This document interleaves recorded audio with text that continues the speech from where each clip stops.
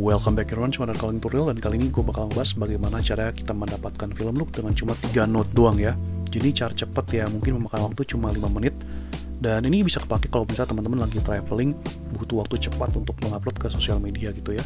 Atau mungkin ada bahkan teman-teman yang seorang influencer yang nonton tutorial ini dan juga subscriber di channel ini, ya mungkin bisa kepake juga gitu ya. Oke, kita bakal mulai lewat LUT. Step pertama kita, gue bakal pakai LUT favorit kita, yaitu Kodak ya. Ini film looks terus Kodak ya. Atau ini bisa explore lewat pakai Fuji juga ya. Dan Kodak yang gue bakal pakai itu adalah D55 yang anget gitu ya, paling anget ya. Kalau D65 itu semakin dingin warnanya gitu.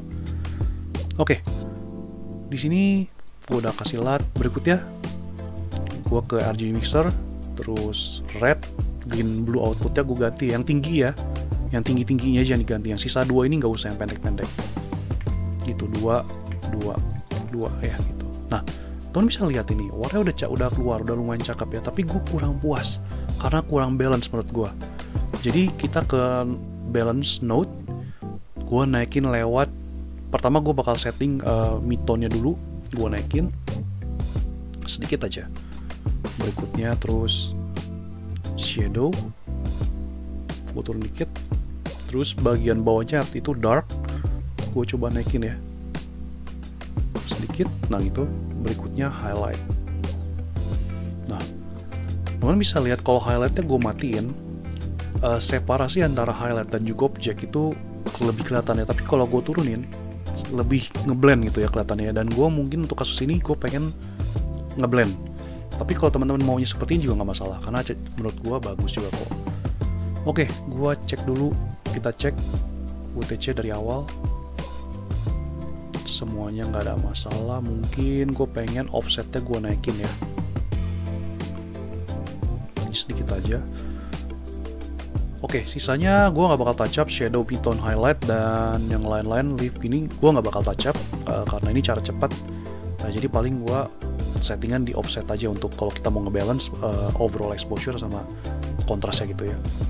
Detailingnya di curves gitu karena ini cara cepat. Oke, berikutnya kita kembali ke color.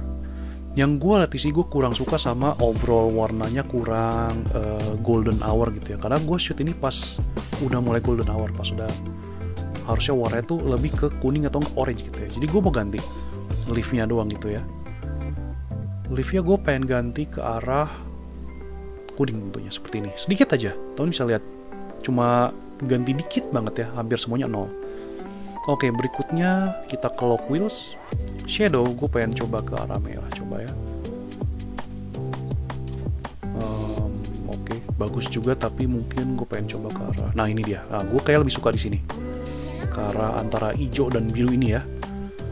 Jadi ini sebelum dan sesudah. Gue nggak tahu, teman bisa lihat perubahannya atau enggak. Tapi teman bisa cek di sini ya.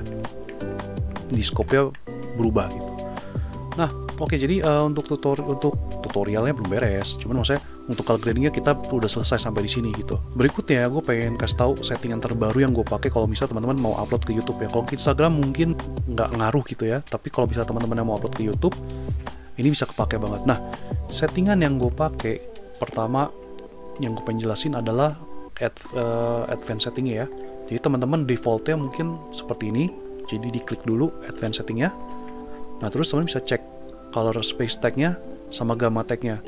Nah, ini gue udah setting sesuai apa yang gue pakai. Settingan terbaru gue ini nih ya, untuk gamma sama space tag-nya. Nah, sebelumnya beberapa tahun lalu, mungkin 3 tahun lalu, settingan gue tuh gamma tag-nya itu sRGB dan color space tag-nya adalah Rec 709. Nah, masalahnya karena mungkin ada perubahan di sistem di YouTube, pas gue pakai Rec 709 terus sRGB, itu film yang gue upload di YouTube itu bakal berubah banget kontrasnya gitu. Apalagi kalau misalnya gue kasih ke klien ya, kalau misalnya ada kerjaan, kontras tuh kayak lebih tajam. Jadi ada beberapa saat klien tuh kayak komplain, kok terlalu gelap gitu ya, kontrasnya tuh kuat gitu. Pas gue coba-coba ternyata ada kesalahan di settingan ini ya.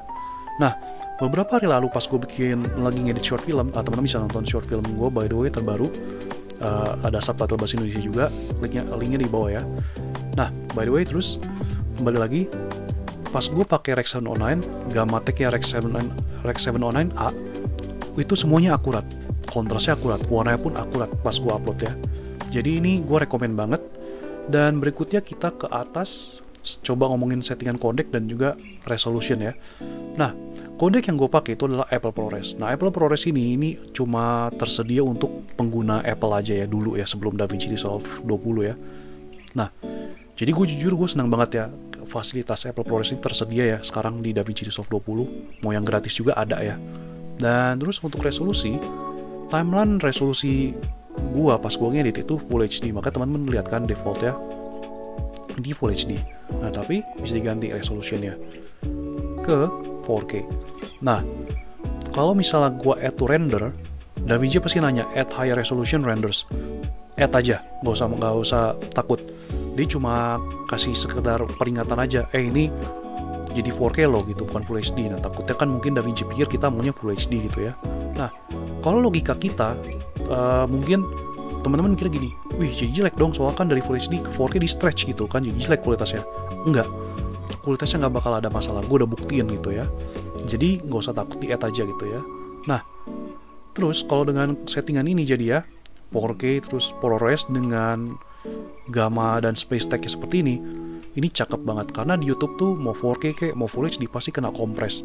Kalau kita misalnya upload ke YouTube udah resolusi 4K terus pakai ProRes, jadi YouTube tuh kompresan YouTube tuh semakin gak kerasa gitu ya kalau kita pakai kodek yang tinggi ya.